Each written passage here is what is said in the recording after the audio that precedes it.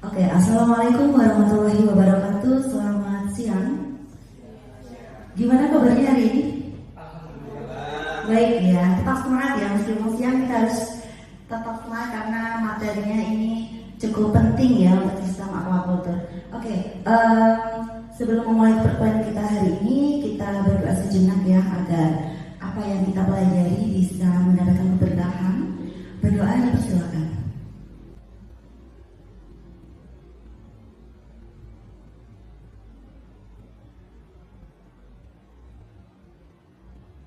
Berdoa dapat diakhiri, terima kasih. Untuk hari ini semuanya masuk? Masuk ya. Ibu absen dulu ya di Traversa. Oke. Dari yang pertama ada Mas Ferry. Kemudian Ibu Tias. Ya, Mas Leo. Oke, Mbak Nanda. Oke, hadir semua ya. Baik. Untuk minggu ini itu adalah pertemuan kita yang kedua ya dengan Ibu. Untuk yang minggu sebelumnya kita sudah membahas ya tentang mengapa penting dilakukan manajemen kualitas air dalam sistem aquaculture. Ada yang masih ingat? Boleh angkat tangan? Lupa semuanya? Oke ya. Nanti dibaca lagi ya, untuk materinya kan sudah diupload di Aldiru, dibaca ulang. Jadi penting dilakukan karena otomatis dia mempengaruhi produktivitas dari hasil budidaya kita. Nah, untuk hari ini kita membahas materi yang lebih spesifik, yakni salah satu teknologi dalam manajemen kualitas air, yakni bioremediasi. Nah, tujuan dari pembelajaran hari ini itu diharapkan kalian ya sebagai mahasiswa itu bisa mendefinisikan dari bioremediasi dan perannya itu seperti apa di sistem aquaculture, kemudian bisa membandingkan tipe-tipe bioremediasi. Kemudian untuk sub CPNK-nya ini mengacu pada sub CPNK 1, yakni dapat menjelaskan teknologi manajemen kualitas air di sistem aquaculture. Nah, apa pengertian dari bioremediasi? Dari katanya saja, ini sudah sangat familiar ya harusnya. Ada yang tahu? Penjelasan singkatnya saja. Belajar tangan. Oke, yang paling depan saja ya, Mas Ferry, silakan. Kira-kira apa penjelasan singkatnya? Untuk memanfaatkan apa? memanfaatkan mikroorganisme. Betul. Jadi dia memanfaatkan ya mikroorganisme untuk mendegradasi polutan atau kontaminan di lingkungan aquaculture sehingga dia dirombak menjadi senyawa yang lebih sederhana dan pastinya tidak berbahaya. Nah, kenapa ini penting untuk dilakukan bioremediasi ini? Karena yang pertama, kita tahu ya, untuk stream intensif ataupun ikan ketika kita budidaya semakin intensif, maka limbah yang dihasilkan pun juga semakin banyak. Menurut penelitian dari Sen et al. Tahun 2020, dia menyebutkan sampai 24-30% limbah organiknya. Nah, ketika ini tidak dihandling dengan baik, maka dia akan men-trigger adanya parasit dan penyakit. Kemudian dia juga pastinya akan menurunkan kualitas dari kualitas air itu sendiri. Nah, jadi sangat penting untuk dilakukan. Ini adalah faktor yang mempengaruhi keberhasilan dari bioremediasi. Yang pertama adalah capable atau bakteri itu memiliki spesifikasi atau kemampuan tersendiri. Jadi ada salah satu penelitian Ibu itu menunjukkan bahwasannya Rhodococcus erythropolis dia memiliki kemampuan untuk mendegradasi senyawa hidrokarbon. Jadi dia sangat cocok untuk mendegradasi polutan tersebut. Nah, yang kedua adalah faktor lingkungan. Di sini kompleks ya, ada suhu, kemudian ada pH, oksigen, kemudian yang terakhir ada populasi diversity. Jadi penelitian Ibu yang terbaru di tahun 2024 menyebutkan bahwasannya konsorsium bakteri yang terdiri dari 2 jenis bakteri itu ternyata bisa mendegradasi lebih besar dibandingkan dengan single bakteri. Ini adalah tipe bioremediasi, itu dibagi menjadi 2, ada in situ dan juga ex situ.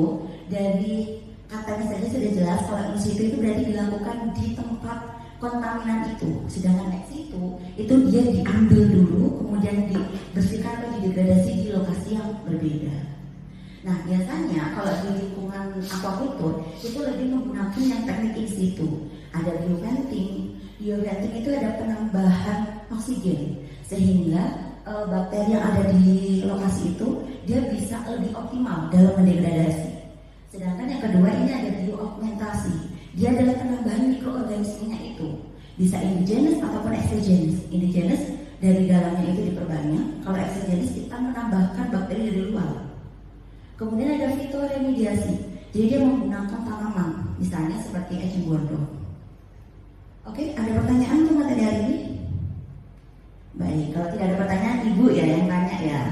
Oke, kita buat kelompok ya. Ini kan ada para lelaki dan para perempuan, tapi karena terpisah kita dua-dua gini saja ya, lebih enak ya.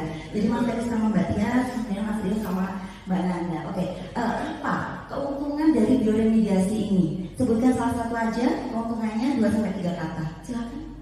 10 detik ya. Ramah lingkungan. Oke, good. Yang kelompoknya sini jangan kalah dong.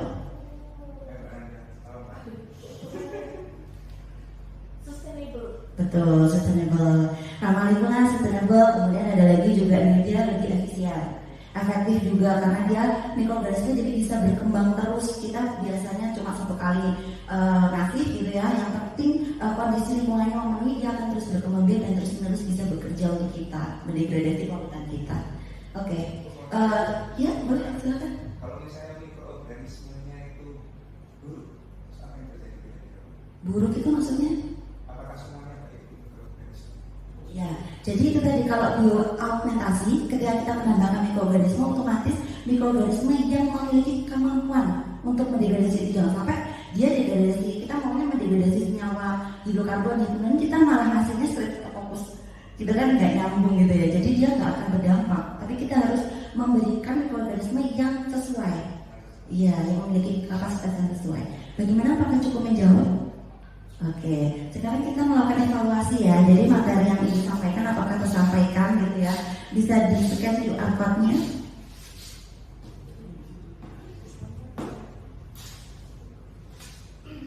Silakan dikerjakan. Banyak ya? Iya, bisa dari temannya ya yang mau amal jadinya.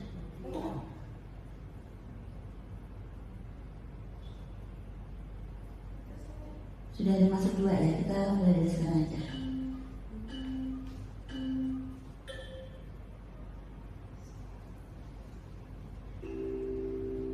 Oke, ada dia sama di ujung ini siapa ya? Saya. Oke.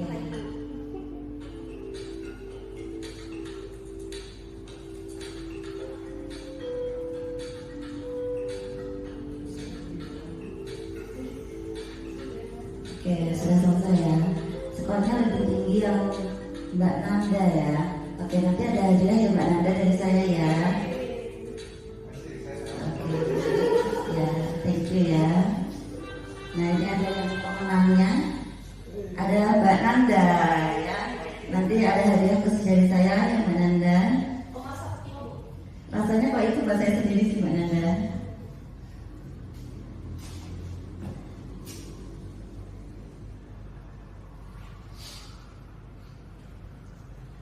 Oke, kita masuk ke kesimpulan.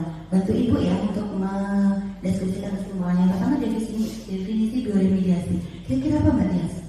Penggunaan mikroorganisme Untuk mendegradasi yang dari alkohol. Oke, siap, polutannya ya. Betul sekali. Kemudian untuk yang kedua kita udah bioremediasi. Mbak Nanda ini juara 1. Saya lupa Bu. Lupa ya. Kira-kira ada berapa? Masih ingat nggak? 2 ex itu dan juga ex itu. Oke, good. Jadi untuk nextnya pertemuan minggu depan tetap masih sama Ibu dengan topiknya teknologi terbaru dalam bioremediasi aquaculture. Nah, kira-kira kalau kalian pulang nggak bawa apa-apa nggak enak ya. Jadi Ibu kasih oleh-oleh. Jadi ada tugas membuat resume 1 artikel jurnal internasional, 1 saja yang bereputasi dengan periode 5 tahun terakhir, dan itu tidak boleh sama ya. Jadi nanti kalian mengisi judul artikelnya pada spreadsheet di LDRU. Nanti kalau di atasnya sudah ada, berarti di bawahnya harus diganti. Nah, untuk pengisiannya yang spreadsheet judul artikelnya 23 Januari hari ini jam 6 sore sampai besok jam 3 sore. Nah, untuk pengumpulan tugas ini sendiri melalui LDRU, deadline-nya 30 Januari 2026 pukul 23.59 waktu Indonesia Barat. Oke, sekian dari saya. Semoga apa yang kita pelajari hari ini, kalian sebagai aquacultur harapannya bisa menerapkan ini di lapangan. Jadi tidak hanya berteori tapi juga berdampak. Baik, jangan lupa untuk tugasnya. Akhir kata, wassalamualaikum warahmatullahi wabarakatuh. Selamat siang.